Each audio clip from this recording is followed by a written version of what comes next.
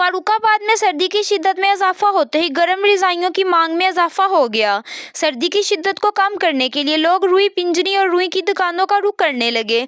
मूज और महंगाई की वजह से लोग परेशान नजर आ रहे हैं। लोगों ने कश्मीर न्यूज को बताया, गर्म रजाइयों में इस्तेमाल होने वाली रुई की कीमतें आसमानों से बातें करने लगी। 200 रुपए फी किलो वाली रुई 300 रुपए और 300 रुपए वाली 500 रुपए फी किलो के हिसाब से फरोख्त हो रही है। शहर भर में रुई और गर्म रजाइयों की कई दुकानें हैं जहां पर रजाइयां मुंह मांग दामों में फरोख्त हो रही हैं। इस मूज और महंगाई के दौर में लोग सर्दी की शिद्दत को कम करने के लिए लंडा बाजारों में पुरानी रजाइयां खरीदने पर मजबूर हैं। फरुखाबाद में सर्दी की शिद्दत में इजाफा होते ही गर्म रजाइयों की मांग में इजाफा हो गया। सर्दी की शिद्दत को कम करने के लिए लोग रुई पिंजनी और रुई की दुकानों का रुख करने लगे। मूज और महंगाई की वजह से लोग परेशान नजर आ रहे हैं। गर्म रजाइयों में इस्तेमाल होने वाली रुई की कीमतें आसमानों से बातें करने लगी।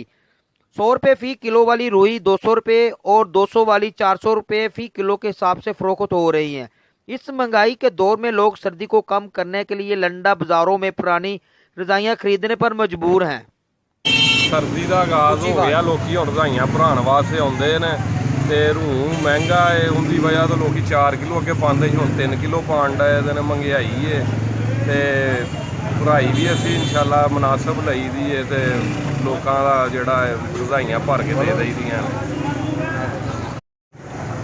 सर्दी आ गई है, सर्दी का मौसम है, तो लोग साढ़े को रजाइयां भराना ते दूरों दूरों आने ने। पिंडां च ब्याहां शादियां दा भी असीं करके दिन्ने आ। बाकी दूरों दूरों होर भी लोग आते हैं। सारा कुछ असीं इस तरह करने। ठंड बड़ी है, उतों बारिशां का मौसम भी है, बिल्कुल तो इस तरह भर भुर के दे दी जी। लोग लै जाते हैं साढ़े को आन के।